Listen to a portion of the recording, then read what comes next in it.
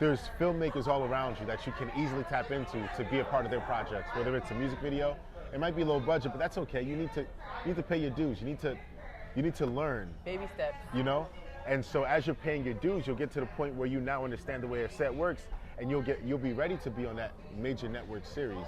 But if you never get to that point where if you can't conquer a no budget music video shoot, and you can't understand the mechanics of how it operates, how are you going to go on a major network show and expect to stomp with the big dogs, so to speak? You know what I mean? That's very great advice.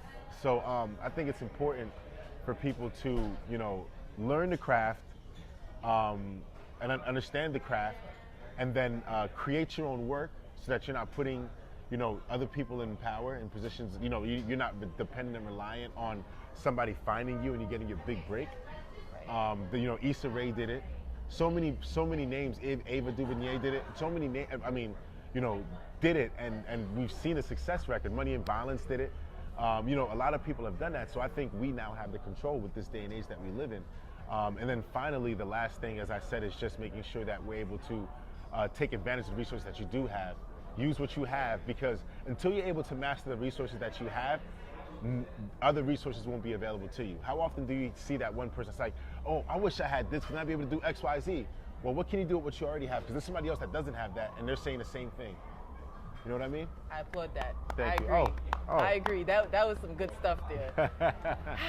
Almost made me shed a tear. Thank you. But I would like to know, you're already in where you need to be, and I know you want to get to a higher platform. Yes. I see the passion in you. But if you didn't get this opportunity, what profession would you be doing if you didn't become this awesome actor that you are? Like, what would be your profession?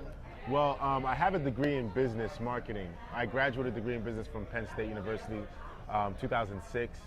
And then I started working in the corporate world. I worked in CBS for 4.5 years. Quit in 2011. So really it was 5 years. So I quit in 2011, and I decided to just pursue this passion. And the way that my mind is set up, it's like anything that you want to do is possible. I mean, you have brothers that said, I want to learn, I want to be able to fly. And sure enough, they found a way for them to fly, the Wright brothers. You have a guy that said, yo, I want to get to the other side of the world. And everybody thought the world was flat, and he found a way to make it happen. There's so many things where everybody believed that this was fact, that this was truth. And then as we get older and we get wiser and we learn more about the universe, about ourselves, we see that that's not the truth. And we're always re-examining and changing, like, okay, well, we thought it was this, but that's not. So I think the same thing is with our lives. Like, just because 1,000 other people weren't able to get to the top of that mountain, doesn't mean that you can't. I think you're a motivational speaker. You're not just an actor. Because I definitely feel motivated, and I hope you guys are too, because he's absolutely amazing. Thank you. Let's step away a minute from the acting, because I've asked you a lot of those questions. That's cool. So because this is the My Size Barbie blog, ooh, and I want them to hear it here first. Okay. I need a fun fact about you that no one knows, that they're going to hear first today. Fun fact. On My Size Barbie's blog. I'll wait for it, ladies and gentlemen. Okay. Let me. I'm pretty open for the most part. So I've kind of, okay. Boom. So my first two passions ever in life, the first one was dancing, because my parents, Haitian parents, they did not allow me to go out the house a lot. So I had to be in the house. I had to find an activity that I can use, that I can do. So the first thing was dancing. So I used to pop lock. I was part of a breakdancing group. Okay. Back in high school. I don't know if I got it. Hey, that's not bad. Hey, there it is. Throw it over here. Oh, I got you. Oh, I think I just found me a new craft, guys. There it is. I got it. So got it. I was pop locking and a little bit of breakdancing. I'm not nasty with breakdancing, but I'm pretty decent. Can hold my own. So don't challenge me. But and then also I played the drums for a long period of time in my church that I was at in Elizabeth, CA Church of God. So drums is like a passion, but I just haven't done it in so long. So one of my goals is when I purchase my first home is to buy a drum set and just go ham with it, you know? Nice. That's really, I definitely wouldn't have seen that in you, but it seems like you're full of surprises. So I'm really not surprised now, but it's good to know. So like, have you ever been turned down from any roles that you really wanted? And like, if so, how did you deal with it? Unfortunately, that's the nature of the beast. Like, you know, I remember there was a role that came, actually, Shots Fired.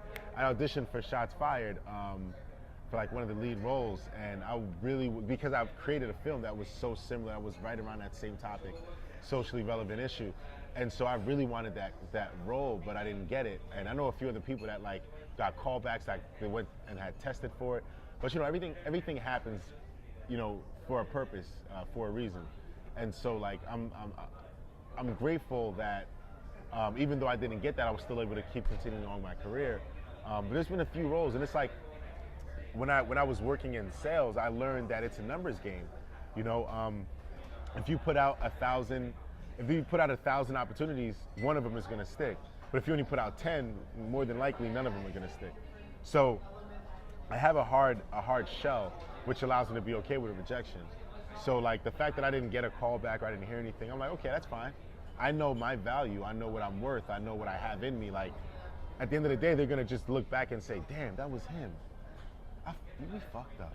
Yeah, you did. And now they ringing down a brother's phone. But it's all good because that probably led me to this acting class or led me to this project which elevated me. And, you know, so it's been a few projects that I really was like, oh, this is mine.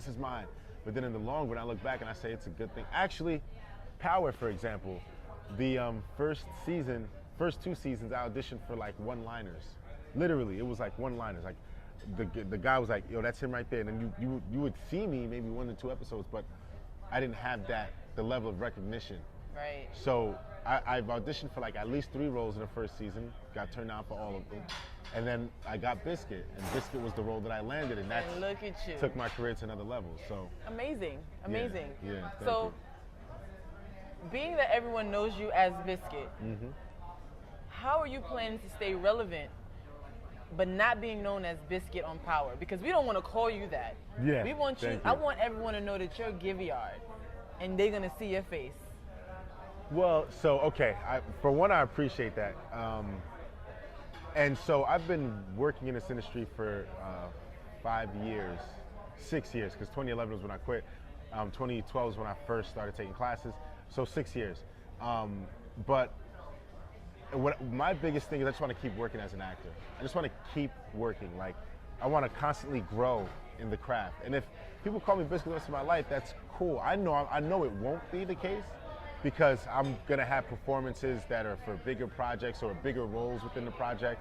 Not necessarily that it'll be a bigger project than Power, but it'll be a bigger role, a role that shows range, that has more camera time, on-screen time. So definitely. At the end of the day, it's like if people, because there are going to be people that remember me as being Biscuit on Power. With those people, I'm cool with that. But I'm building a catalog that will show I'm a very diverse actor, and that it shows that I have a strength at portraying emotions and investing the audience in my performance. I love it. I really love it. So before we go, we definitely need you to let everyone know how can they stay tuned and just see what's going on with you. How can we reach you? How can we see you? Of course, I appreciate that. So this is the marketing promo part of the interview. My name @GMuggs on Instagram, or you can find me on Facebook, Guyviaud Joseph. Sure, she'll like spell it out somewhere on there, but just in case, it's Guyviaud, Guyviaud. Give a little, give a lot. Guyviaud Joseph on Facebook, or GuyviaudJoseph.com. And also check out my short film at The Film POV on Instagram, The Film POV on Facebook. So be sure to stay in tune. Got a lot of projects on the way. Appreciate you. And thank you so much for being here. Like, I had a blast. You're so awesome. Real laid back, chill dude, and I can't wait to see everything else you got going for you. This was like the best interview ever, guys. Thank you for staying tuned to My Size Barbie's blog. And this is not going to be the end. This is the beginning. So stay tuned and stay connected. Yeah. Hey. Get it. With the sequence on. You see it? The sequence on. Hey. The sequence on. Hey. You see it? The sequence on, hey. Hey.